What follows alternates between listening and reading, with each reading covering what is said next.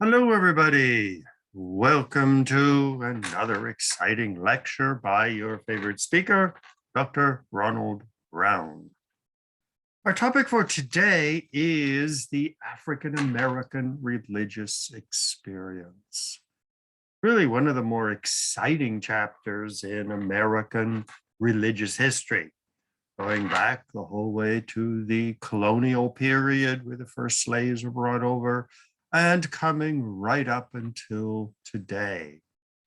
African Americans have made major contributions, not only to the old, long-established Christian, Muslim, and Jewish communities in the world, but have created a plethora of new religious movements to reflect their own particular identity, needs, desires, visions, and conditions in America. So this is our outline for today. The first African Americans, what did they bring with them, and what kind of religions were they experiencing? Then from the American Revolution to the Civil War, the period of slavery in the Deep South, as well as slavery in the North. The rise of Harlem, a unique experience in African American religion, in the sense that Harlem became the focus of African-American creativity, giving rise to the famous Harlem Renaissance. The Great Migration, the migration of African-Americans from the rural South, from other states, and from places as far away as South America and the Caribbean islands, once again contributing to this cultural flowering of the Harlem Renaissance. And a special emphasis on the unique contributions to the Harlem Renaissance made by religious leaders. And finally, African-American religions continue to remain vibrant, fueled by massive immigration from South America, from Africa, and from other places in the world. So let's get started on our visit to the wonderful world of African-American religions.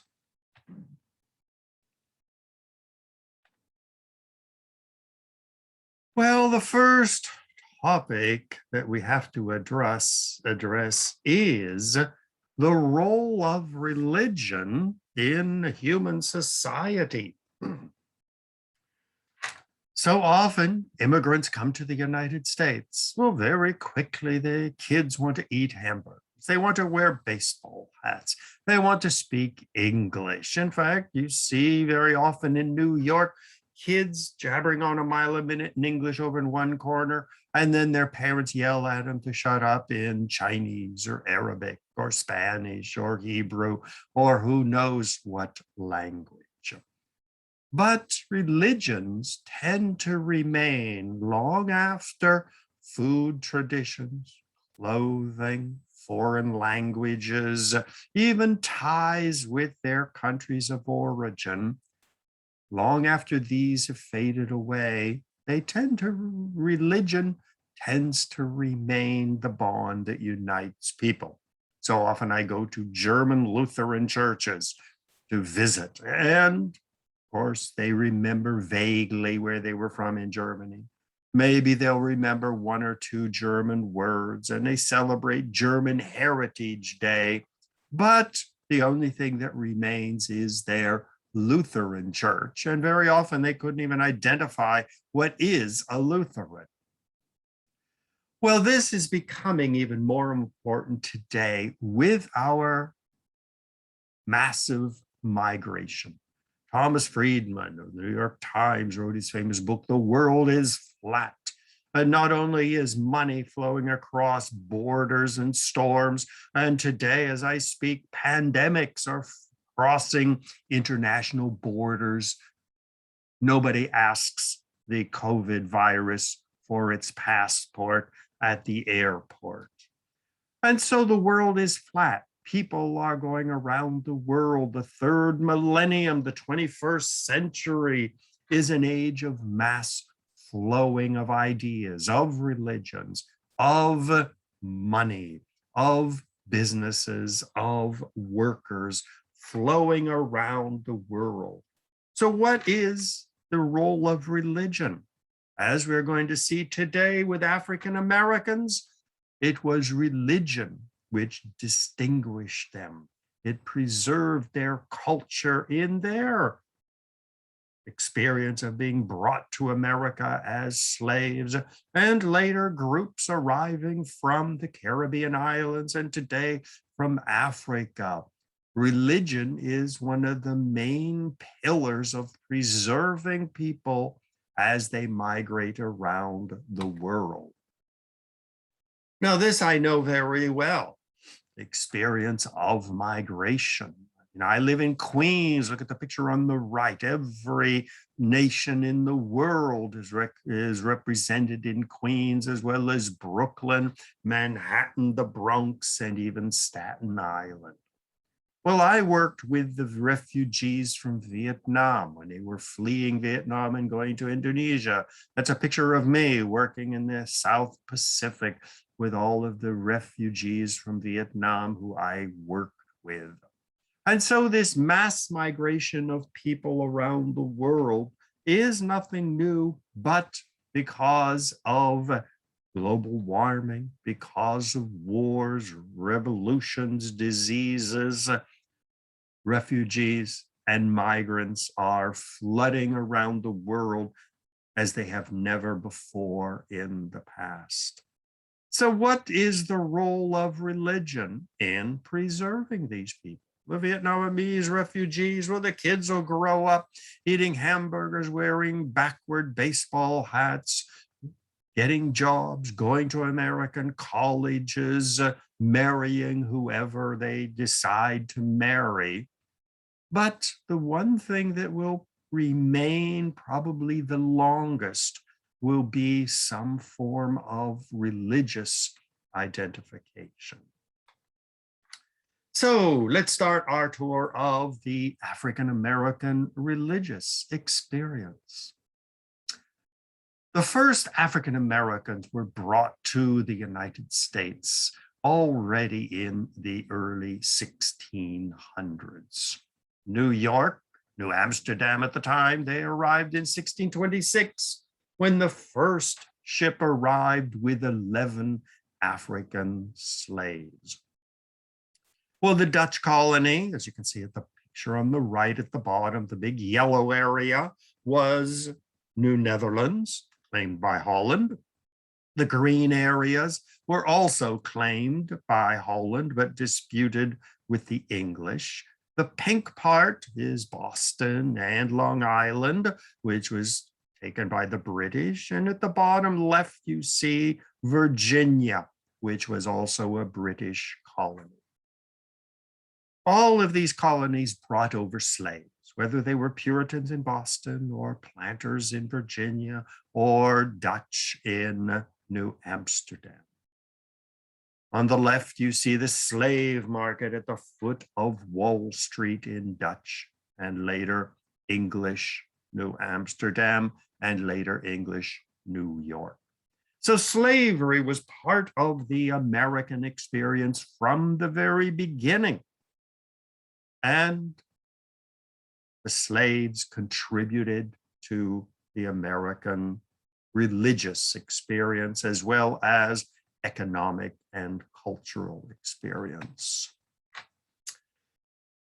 Well, in New Amsterdam, the slaves were subject to the Dutch indentured servitude system. From 1626 to 1664, when the British took over, if you were a slave in New Amsterdam, you were a slave for 5 to 7 years. And after that period, you were given your freedom. Now, many Dutch came over, many English came over, also as indentured servants. They couldn't pay the passage from England or Holland or Germany to the United States, so they sold themselves as indentured servants, arrived in New York or in Boston or Charleston or someplace in the South, New Orleans, They were bought by someone who paid their passage across the Atlantic, and they had to work for that person for 5 to 7 years. After that, they were given their freedom. Well, the slaves in the various countries, the various places of New Amsterdam, because this was a unique Dutch system, they learned Dutch. They learned an urban skill. If you were living in New York, well, you learned to be a barber, you learned to be a carriage driver, you learned to be a carpenter, you learned to be a plumber, you learned to be a cook or a butcher.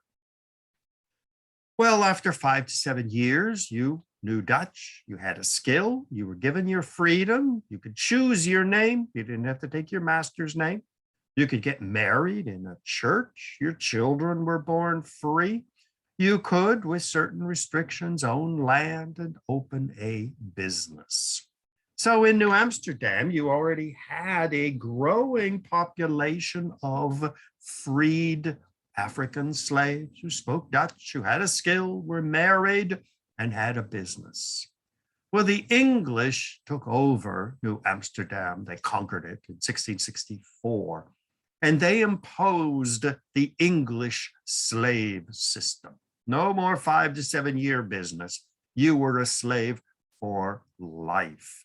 But still, if you were living in New York or a major city, such as Boston or Charleston or Richmond, Virginia, well, of course, you were a city slave. So you learned an urban skill, but you were not allowed to get married. Your children were born as slaves. But it was possible for a slave who was especially hardworking and was able to keep a bit of the money that he was earning his master, could buy his or sometimes her freedom. So it was a slave society, first indentured servitude in New Amsterdam, but then gradually a uniform system from Boston to Georgia of permanent slavery. Well, of course, in both New York and the South, the slaves were not particularly thrilled with their situation, to say the least. You had various slave uprisings. In 1712, 23 enslaved Africans killed 9 whites and injured another 6. Well, there was a vicious clampdown on the Black population. 70 were arrested and jailed, 27 were put on trial, and 21 were convicted and executed as a sign to the slaves. As the Bible says, slaves, be obedient to your masters, do not rise in revolt. 1746, there were an estimated 9,000 slaves in New York. Well, the slaves were slaves. Gradually, though, they started getting organized. Now, this is a very dangerous step. Nobody wants a bunch of slaves getting organized. But gradually, a church became the only place where Africans could gather. Initially, you had to worship in a white-controlled church. Even in New York, there were churches that had a BM section, Black members. Many of the slaves were forced to embrace Christianity of some form, whatever it was of their masters, but they were forced to listen to white preachers. And of course, a white preacher was going to say, remember what St. Paul said, slaves, be obedient to your masters. So slavery was deeply rooted in religion. But gradually, some of the slaves started accepting Christianity, and some of the more skilled and clever African-American slaves, or possibly freed slaves, started having their little home churches where they would gather African-Americans together. And rather than repeating St. Paul's orders for slaves to be obedient to their masters, they started preaching, well, maybe religion has a different message. maybe Christianity and Judaism, of the Jewish Bible and the Christian Bibles, maybe there was a different message there. So they started looking for liberation from slavery, not by uprisings, but by developing a unique form of African-American religion. Well, in the South, slaves were on plantations. See the plantation house in the middle, the barracks where the slaves lived, and from Maryland down to eventually Texas, slavery expanded from the original colonies of the South into Kentucky and Tennessee. With the purchase of Louisiana, the Mississippi Valley, and its fertile lands, increased slavery, and even Texas, when it was stolen from Mexico, became a major slave holding area. So slavery was booming in the late colonial period and up to the American Revolution. Cotton was the #1 export. Slaves were cheap labor, just a place to live and enough food to stay alive. And American cotton dominated the world market. So the masters in the great colonial and post-revolution mansions, such as the one we see, lived in luxury. Even today, why are all the businesses in the United States going to China or Africa or India? Labor is cheap.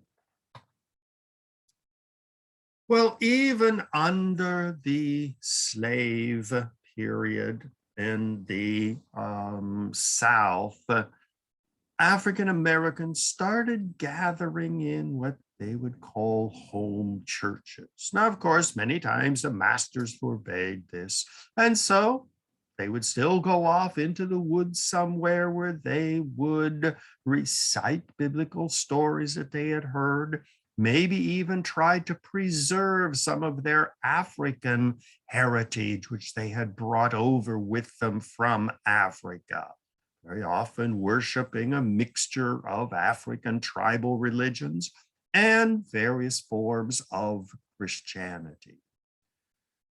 Well, eventually, in the 1770s, the American Revolution, and shortly after, in the South, they were permitted in certain locations to actually establish churches.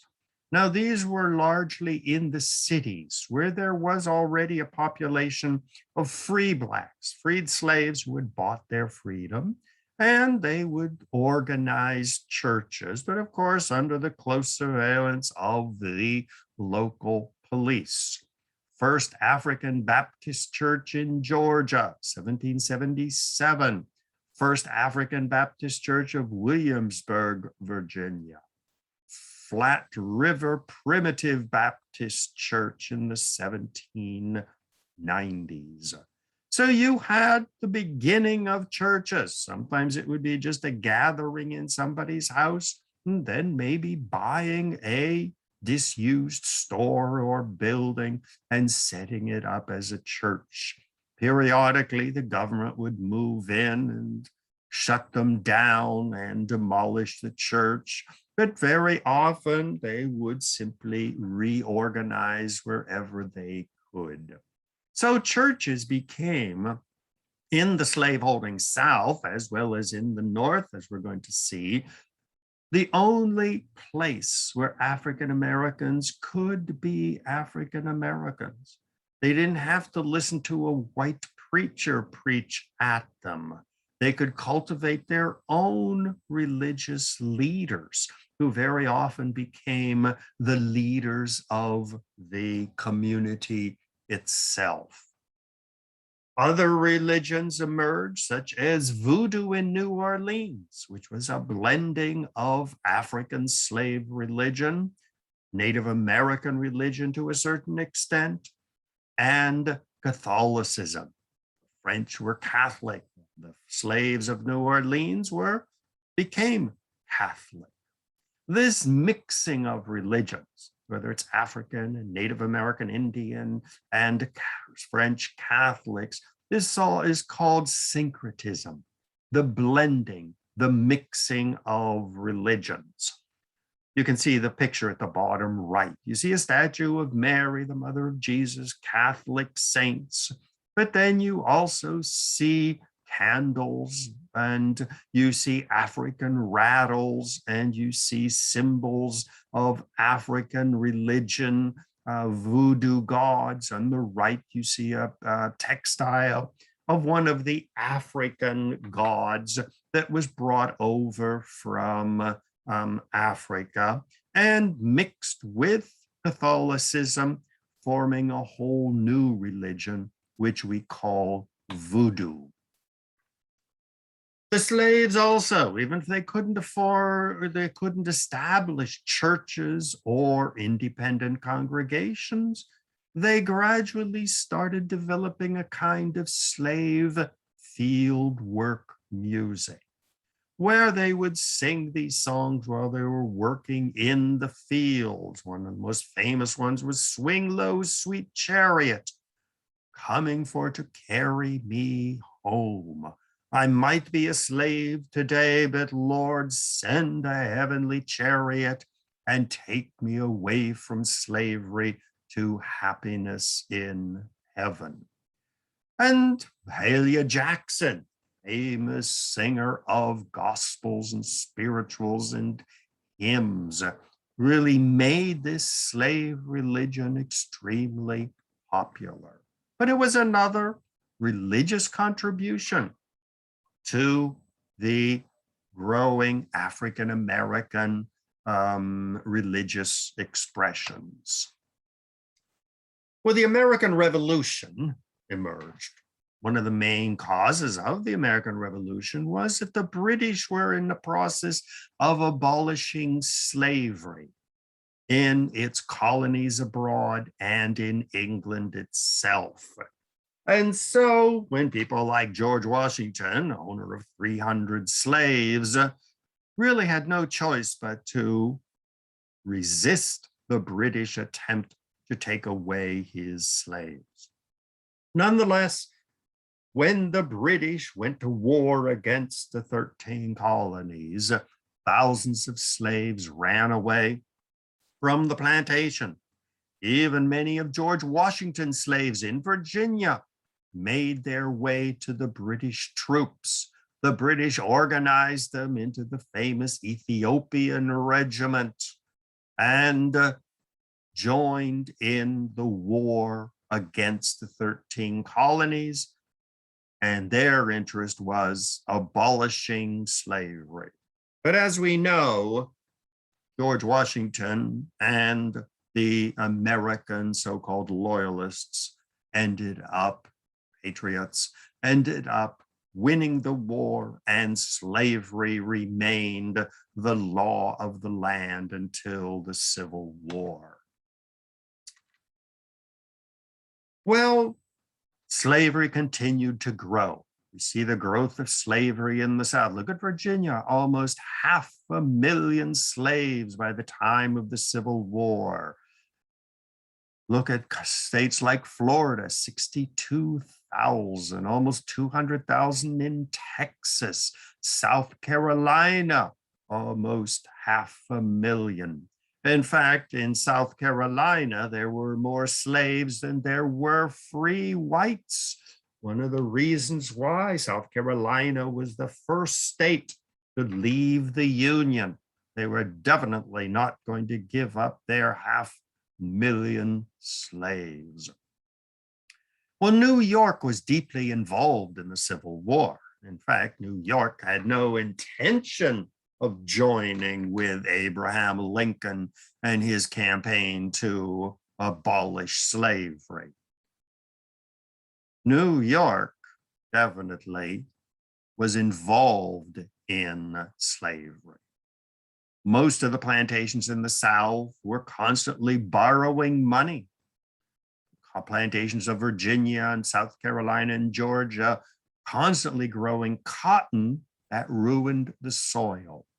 So a plantation owner in South Carolina would take one of his more enterprising sons, borrow some money from a New York banker, send him to Mississippi or Arkansas or Texas to build a new plantation. Well, of course, it took money to build a plantation, to start the cotton growing, to buy the slaves and everything. So half of the plantations in the South were deeply in debt to New York banks. Who transported the cotton from the South to Europe and to Boston? The Brooklyn Naval Yard built most of the ships.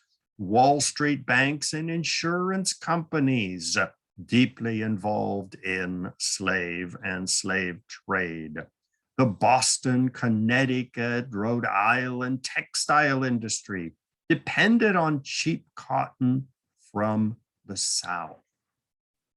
So the Civil War, as it started emerging in the 1850s and climaxing in the Civil War itself, 1860 to 1865, was a major economic upheaval for the entire country.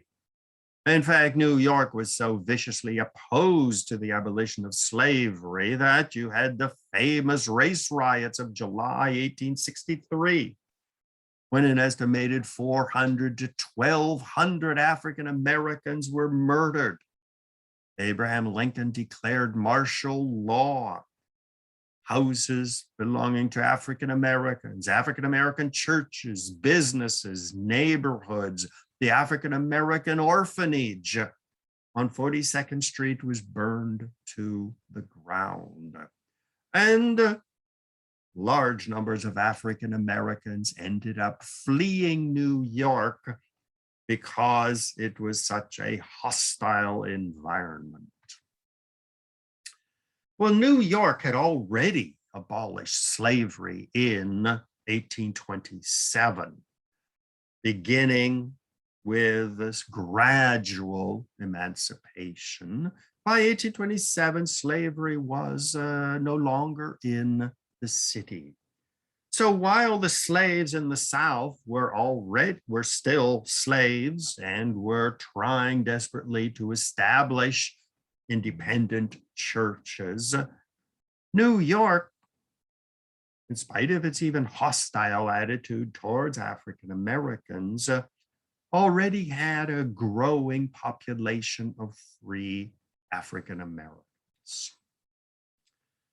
In New York, it was possible for slaves such as Pierre Toussaint, who was brought to the country by his master from Haiti, arrived 1787 after the American Revolution. And as you can see from his picture on the left, he's holding a pair of scissors. He became the hairdresser to the rich and famous of New York.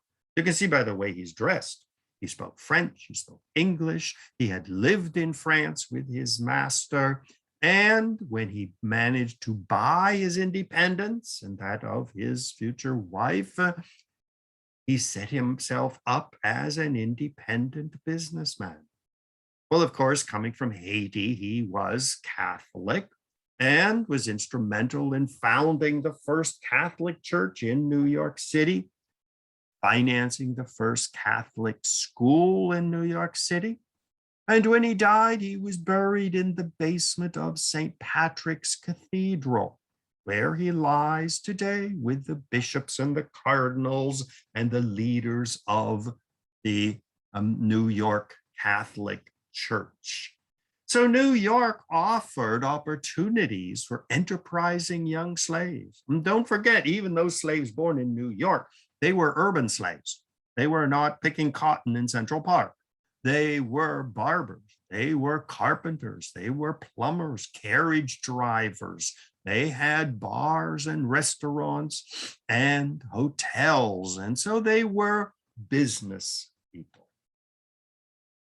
Well, it was this emerging African-American established class that began establishing independent churches in New York City. 1796, the AME Zion Church, African Methodist Episcopal Zion Church, was founded by Bishop James Varick. In the middle, you see one of the early mother churches of the AME Zion Church. And on the right at the bottom, you see the current mother church of the AME Zion. Now, this was very important for African Americans, and especially in New York, where you had a considerable number of educated African Americans. And so they had educated clergy. They were Methodists, and they had to read the Bible. They had to teach the children. The wives, very often, of the bishops and ministers were the teachers in the church. And they became the natural leaders of the African American community in New York. Abyssinian Baptist Church, founded 1808, again shortly after the Revolution, and as New York City was abolishing slavery. On the left, you see one of the early Abyssinian Baptist churches, and on the right, you see the current Abyssinian Baptist Church in Harlem today. Once again, the one place where African Americans could be African Americans, their own clergy, their own Sunday schools, even their own training schools for training ministers and leaders.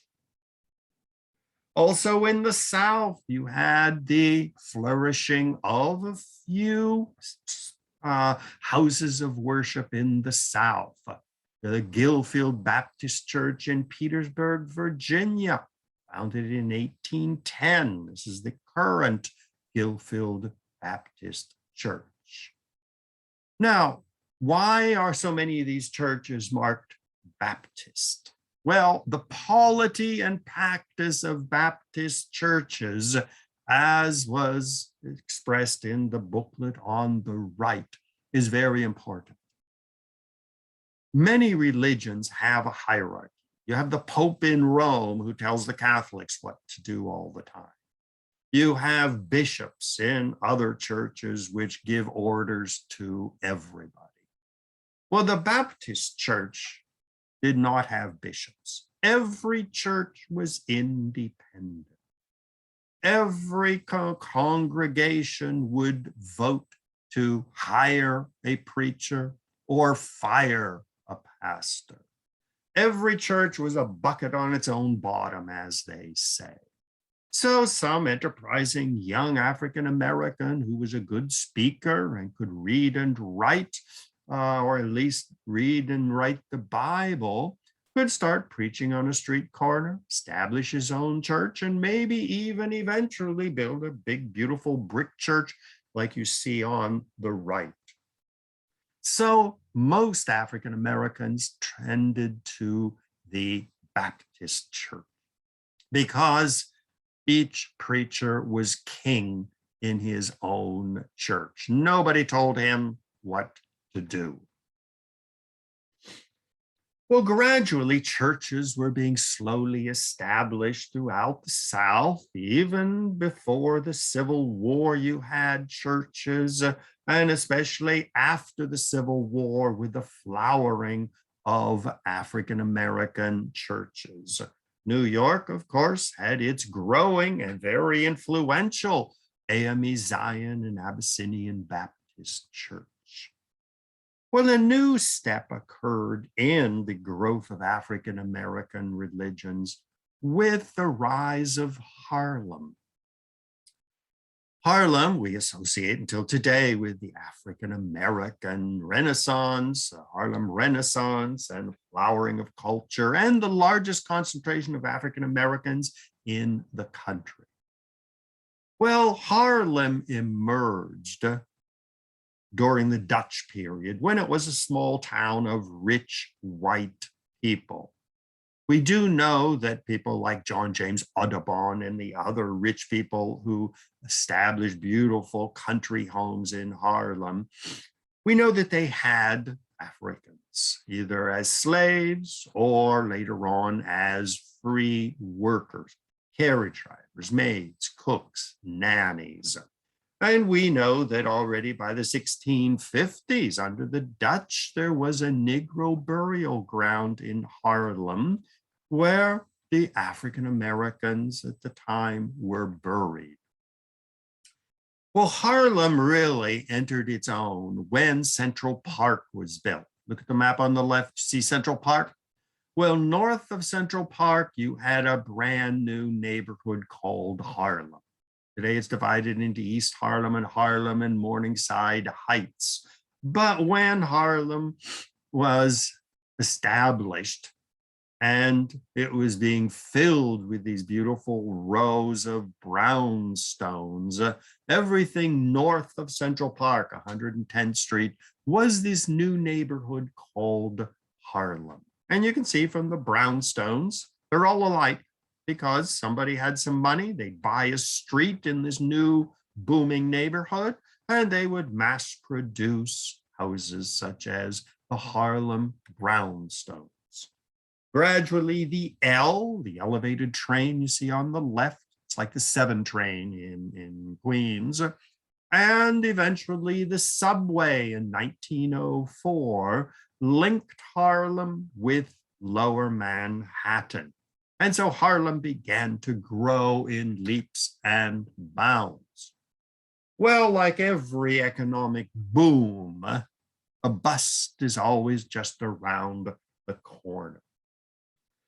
Rich investors were filling Harlem with brownstones, one after the other, one more elegant than the other, until in the late 1800s, there was an economic collapse. We'd call it a depression or a recession. Hundreds of brand new brownstones stood empty. Well, into this picture came Phillip Payton, who was an African-American from Boston, who moved to New York, and he saw an opportunity. There were well-to-do African-Americans in New York City, down in the Hell's Kitchen area on the Hudson River, large numbers of slums, as well as some well-to-do people. So he began negotiating between the owners of these brownstones and the representatives of people from the Abyssinian Baptist Church, the AME Zion Church, and the other more affluent African-American churches and communities, and made a deal. He guaranteed that the owner of the building would not be bothered by people not paying rent.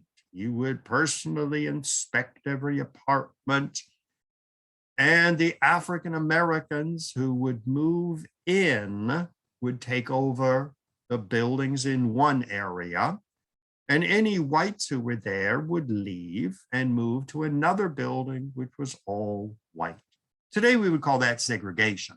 But back then, the blacks didn't want to live with whites, and the whites didn't want to live with blacks. Everybody wanted their own neighborhood. So Phillip Payton struck a deal. And that began the rise of African-American Harlem. Whoops, there we go. Gradually, Harlem became an African-American melting. Not only well-to-do New York City African-Americans, what we call the African-American Knickerbockers, old African-American families who had been here since the Dutch and English period and had become doctors and lawyers and owned stores and owned buildings and were rather affluent, and they had the money to move into these nice new apartments and brownstones in Harlem. Well, gradually, as the population of this new African-American areas of Harlem, around 140th Street off of 8th Avenue, as this area started growing and attracting a more educated and affluent African-American population, African Americans from places like Boston and Philadelphia and New Jersey started migrating to Harlem as well. Immigrants from the Caribbean islands started coming. And eventually, hundreds of thousands of African Americans from the deep South started migrating. So Harlem became an African American melting pot. Not just Americans, but people from Cuba and Puerto Rico, Jamaica, as well as the deep South, transformed Harlem from a predominantly white middle-class neighborhood to an African-American neighborhood. AME Zion Church left Hell's Kitchen and in 1925 moved to 137th Street. Well, this was not just a church, it was a denomination. It was founding churches all over the world, 1.4 million members approximately today, with AME Zion churches in Africa, Latin America, all over the south of the United States, Caribbean islands, and even the Hood Theological Seminary to train ministers for the denomination. Well, in 1925, they built this beautiful church. So you can see that there was money in the church. They could buy land, hire an architect, put in stained glass windows, bring marble from Italy, and an organ from Europe. Abyssinian Baptist Church, 1923, moved to 138th Street. On the left, you see their current church in Harlem. Again, they had the money and the education and the class to build a beautiful Gothic church. Their most famous minister was Adam Clayton Powell Jr., who followed his father as the pastor in 1934, one of the leaders of the early New York civil rights movement, picketing Bloomstein's department store to force him to hire African Americans and not just whites and Jews. Eventually, Mr. Bloomstein had to back down and started hiring African Americans.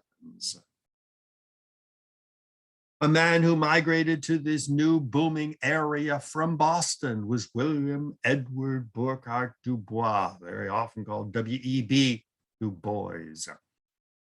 Moved to New York.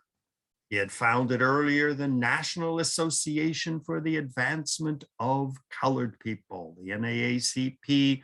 He had established in Boston in 1909. Arturo Schaumburg from Puerto Rico migrated to New York, became a great publisher and collector of anything and everything related to Africans, which is his collection is today the Schaumburg Center for Research in Black Culture in the New York Public Library. So not only were African-American New York churches moving to Harlem, but intellectuals, researchers, scientists, poets were also transforming Harlem from a predominantly white middle-class neighborhood to an African-American neighborhood. The Great Migration, which began in the late 1800s and spread up through the World War I period, brought an estimated 6 million African Americans from the Deep South. This is when cities as far afield as Seattle, San Francisco, and Los Angeles, Chicago, Detroit, Cleveland, Pittsburgh, Philadelphia, New York, Boston, all gained African-American neighborhoods. They were attracted to New York and to the north by the industrialization of the United States. Pittsburgh, Chicago, Cleveland, Detroit were industrial cities. African Americans from the South, even if they had no education or skills, they could find jobs. Tens of thousands flooded into Harlem. By World War I, there were 50,000 African Americans in Harlem and 75,000 whites.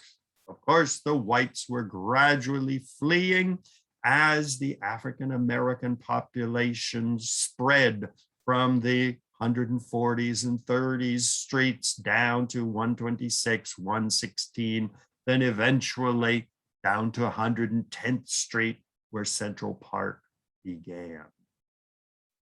And so Harlem was becoming not just the cultural capital of Black America, but the economic and the religious capital of African American population. Well, as the population of African Americans grew and the white population started leaving, many of these churches simply sold, or in some cases even gave, their monumental white churches in Harlem to the incoming African Americans. On the left, you see Holy Trinity Episcopal Church, one of the most beautiful churches in Harlem, Romanesque architecture. It was Episcopalian. Well, there were enough African Americans who were Episcopalian, or Church of England, so they simply gradually became the majority as the whites left, and it remained an Episcopal church. On the right, you see the old Dutch Reformed Church, founded by the old descendants of the Dutch families. Even though they didn't speak a word of Dutch and had intermarried and become 100% American, still they remained loyal to their Dutch Reformed Church. Well, by 1930, most of them had moved away, and so they sold it to an African American Adventist church. Temple Israel, opened in 1907, said to be the most beautiful synagogue in New York at the time. By 1925, not even 20 years later, the Jews had all left and they sold it to a Baptist church. Well, it remains a very beautiful building, but if you look closely at the capitals, the columns in front, you see at the top, there's the Star of David. There's stars of David in the stained glass windows, and even on the inside, you still see Hebrew writing, which the Baptists kept. A gentleman named Marcus Garvey migrated to Harlem from his native Jamaica, bringing the UNIA, the Universal Negro Improvement Association, with him. Well, he set out to politically organize African Americans, and not just African Americans, but all Blacks, whether they were in the Caribbean islands, Central America, Africa, Europe, or the United States. He declared himself the provisional president of Africa. Well, he was not only a political and economic organizer of African Americans, but he was also a religious leader. In fact, he caused so many problems in New York and aroused the anger of the white government of New York and the United States that he was eventually expelled in 1927, went back to Jamaica and died in London. But in addition to economic and political independence, which he demanded, he also demanded that African Americans should have their own church, stop being Baptists or Methodists or Catholics, but form their own independent African church, which he called the African Orthodox Church. On the left, you see the cathedral of the Holy Cross African Orthodox Church. On the right, you see one of its bishops, and they would paint figures such as Jesus and the various saints as Black people. because he said Jesus was not a white person. Jesus was a Jew, and the Jews were Semites, like the people in Egypt and Saudi Arabia who are brown-skinned. They are not Northern Europeans. Well, his church eventually didn't amount to too much, and when he was expelled, it barely continued to exist. I visited the church in some of its last religious services, and now the building itself, I believe, is sold or up for sale, and the church has largely ceased to exist. But it showed that in the Harlem Renaissance and the Harlem growth in African-American population, there was an attempt to find a unique form of African-American religion. Another example was the Moorish Science Temple of America, established by Noble Drew Ali in 1913 in New Jersey, and gradually moving to New York and other cities. Here again, it was an attempt to create a unique form of African-American religion. Noble Drew Ali claimed that the Prophet Muhammad was a Black man. He was an Arab, he was a Semite, he was dark-skinned. And so Islam, or his version of Islam, is the true religion of African Americans. Well, the Harlem Renaissance was a literal explosion by the 1920s of African American religion. It was not just African American music in places like the Apollo Theater, and writers and poets and dancers and bars and literature, but it was a renaissance of new religious thinking. Zora Neale Hurston, Alabama, came to New York. Langston Hughes came from Missouri to New York. Zora Neale Hurston was an anthropologist and researched African-American religions in the South. Her famous book, Their Eyes Were Watching God, describes the religious practices, traditions, music, beliefs, rituals of popular African-American religion in the Deep South.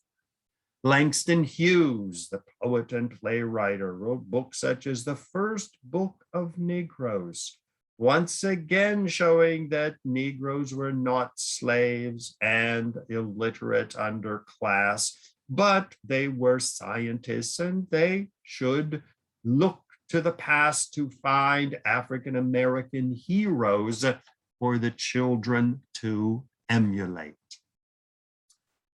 The Survey Graphic of 1925, an African Harlem magazine, published its famous Harlem as the Mecca of the new Negro. Mecca in the sense of the sacred city of Muslims, where all Muslims are required to make pilgrimage once in a lifetime to the sacred city of Mecca. Well, the magazine declared that Harlem was the new sacred city of African Americans, if not Africans in their entirety. Don't forget, in 1925, almost all of Africa was colonized by European powers. The French, the British, the Spanish, the Germans had lost their colonies, but they had been taken over by Britain.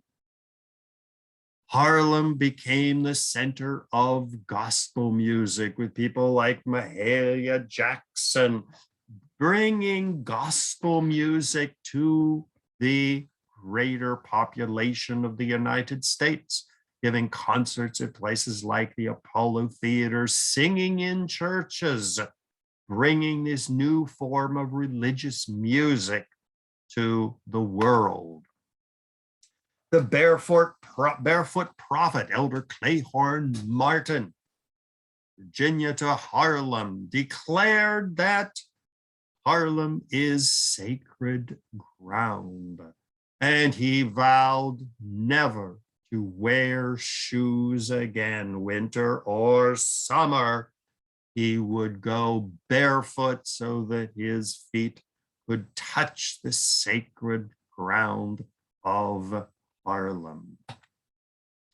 Nation of Islam started spreading in the 1930s, and Malcolm X was their minister in New York, founding and staffing the famous Mosque Number 7. Eventually, he broke with the Nation of Islam and established the Shabazz Mosque, which we see on 116th Street and Lenox Avenue, which was founded and where he was the preacher until his assassination. So Islam was becoming part of the landscape of African-American religious identity. Charles Manuel Grasse migrated from Cape Verde, established his own unique form of Christianity with his United House of Prayer for All People. See it on the right, the entrance to the church today, which is in Harlem off of 125th Street. Well, Sweet Daddy Grace was the first preacher to bring trumpets and drums into his church, but had been condemned by many people as the devil's music for bars and whorehouses.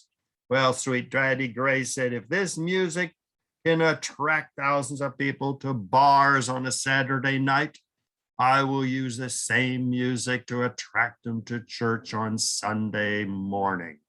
And many of the musicians would be there playing all night in the sleazy bars and clubs of Harlem, would pack up, go down the street, and set up for Sunday services Sunday morning.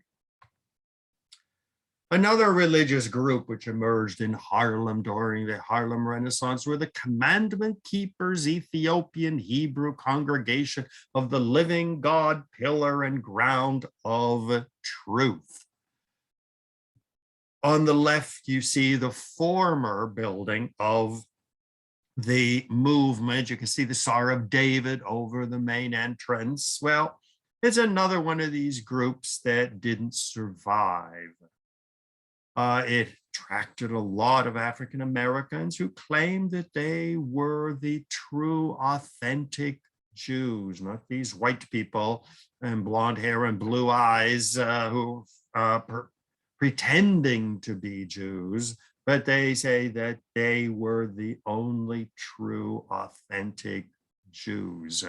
And they still survive to a certain extent, but here again, reinterpreting Judaism as the religion of the oppressed, as the religion of freed slaves.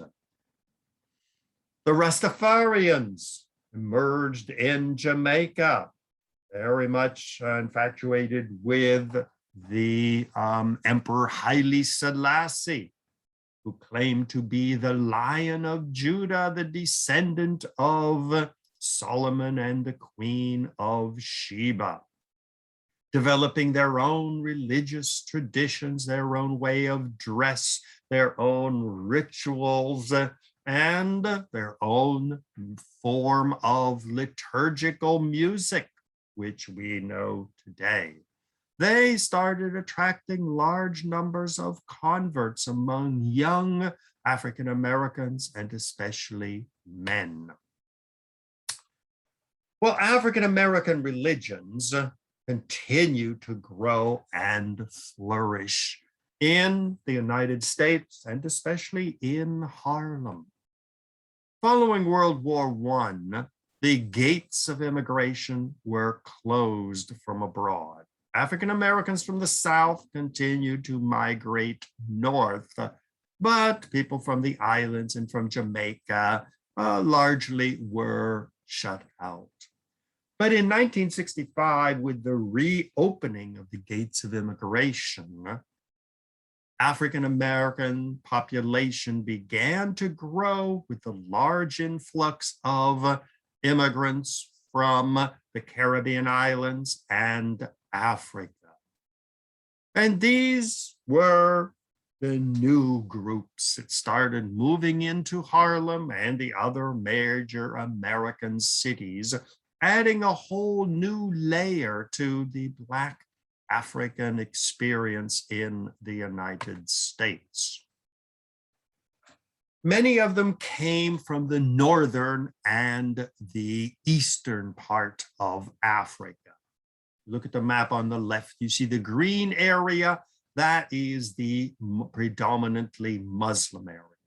Going from Senegal on the left across to Somalia on the right, and down the Swahili coast as far as Mozambique. Now, these African Muslims brought their own distinctive Islamic culture with them. The bottom on the right, you see the Masjid Aqsa, named after the great mosque in Jerusalem, currently under Israeli occupation. Well, for them, the liberation of Islam in Africa and Jerusalem remains a main central uniting feature. Well, in the middle at the top, you see the New Islamic Culture Center. Below that, you see the interior of the mosque. Since Muslims, whether they are Nation of Islam or Black Muslims of the United States, or immigrants from Africa, or immigrants from the Middle East or Asia or other places, the goal is to unite them into a distinctive American Islam. That's why they built the new mosque, which is not an ethnic mosque. It's not just Muslims from Africa, as the Masjid Aqsa is, or Muslims from Arabia, or Muslims from Pakistan or Indonesia, but it is a mosque, like the interior shows, a circle of lights. Every ethnic, cultural, racial group is united in one mosque. And so Islam, much to the consternation of many Americans, and especially Donald Trump, is becoming a major American religion. Mourids from Senegal migrated in large numbers. On the left, you see Sheikh Ahmadou Bamba, who founded the Mourid movement in 1883. The bottom on the right is the famous sacred city in Senegal of Touba, where I spent a summer vacation years ago when I was at Harvard Divinity School. Well, many of these Mourids have migrated to the United States. Well, in most American cities, there is a vicious anti-Muslim sentiment. And so many of these Muslims are simply not permitted to build mosques. And so it is a common sight, not only in America, but in Europe, to see on Muslim holy days, the Muslims will simply commandeer a street and turn it into an outdoor mosque. So the Muslim element in African-American experience is a growing presence. Large numbers of Ethiopian Christians have migrated to the United States, especially Washington, D.C., New York. On the left, you see an Ethiopian Orthodox priest with the typical brass crosses. In the middle at the bottom, you see the famous underground churches of the city of Lalibela. On the right, that's me standing beside the roof of that church. So you see me standing there and you see that cross carved into the ground. That is the roof of the church, which you see in the middle, carved out of the mountain itself. Door is carved in, it is hollowed out, and you get a magnificent church inside of this.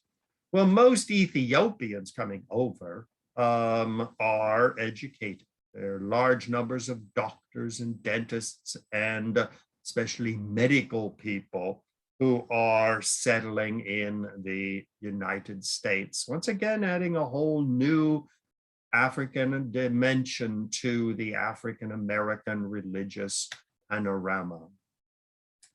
Large numbers of Protestants are coming from Africa, and these are independent churches. These are Christian churches who no longer identify as Catholic or Lutheran or Methodist or Baptist, such as the Zion Christian Church, founded in 1925 in South Africa. And you can see that they have their own unique form of worship, highly regimented. Men show up wearing suits and white shirts and ties. The women will be modestly dressed. The women on the right also are part of these new independent churches. Well, here again, clothing is important. With these Protestant churches, they reject very much to the African-American tradition of tattoos and piercings and all of this stuff, which they consider very vulgar and anti-Christian.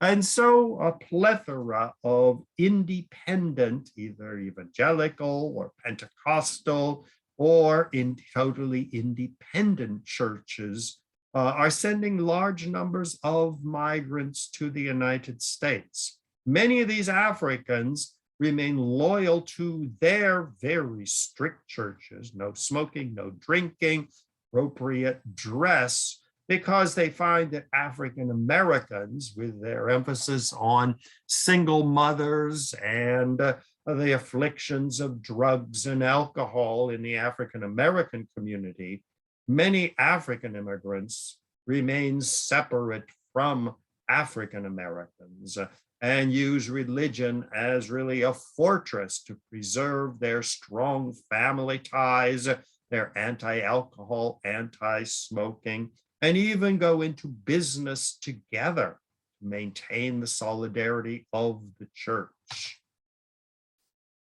Since 2006, on 8th Avenue in Harlem, here is the African Day Parade. This is not the African American parade, but it is a parade for African immigrants, where they bring their cultures, their foods, their traditions, their organizations, and they march up and down 8th Avenue, 116th Street, which is today called Little Africa.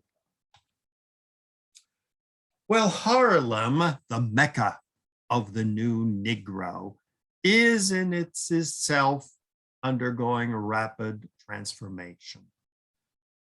In the name of urban renewal, many areas along 116th Street, 125th Street are being demolished. Brownstones are being torn down, and giant apartment blocks are going up. Big ticket stores are going up, and African Harlem is gradually being replaced by a brand new, predominantly white business class. Gentrification, meaning younger people with money moving in and African Americans with less money, are being forced out to places in Queens or Brooklyn or Jamaica, where they are finding new low-cost neighborhoods. So Harlem itself is undergoing a process of renewal, which is lamented by many African Americans, but the power of money is radically changing African American Harlem. Many of the churches, such as the two which we see on the left, are struggling to survive. Many of them are simply dying out. Others are moving to the new neighborhoods where the congregations are going. Other religious buildings of Harlem are requesting and receiving landmark status to at least protect the building and hopefully preserve the congregation which worships there. What will be the future of this glorious religious flowering during the Harlem Renaissance and the years following is difficult to say. Many of these smaller religious groups will fade away and disappear, and we shall see. Will new religious movements emerge? It's hard to tell. But yet there is an effort in places like Harlem to preserve the history. Many people go and paint wall murals on buildings which at one time were centers of African-American culture and which now are possibly fated with demolition. I love the one on the right where it says Pops and Moms, where an African-American family painted its family history on the wall to preserve a bit of the history of African-American Harlem. Street names such as Africa Square, statues, cornerstones. Southern Baptist Church, organized 1924, occupied these premises on October 4th, 1953. Here again, preserving just a chapter of a church which grew, flourished, and as you can see now, is approaching abandon, surrounded by garbage cans.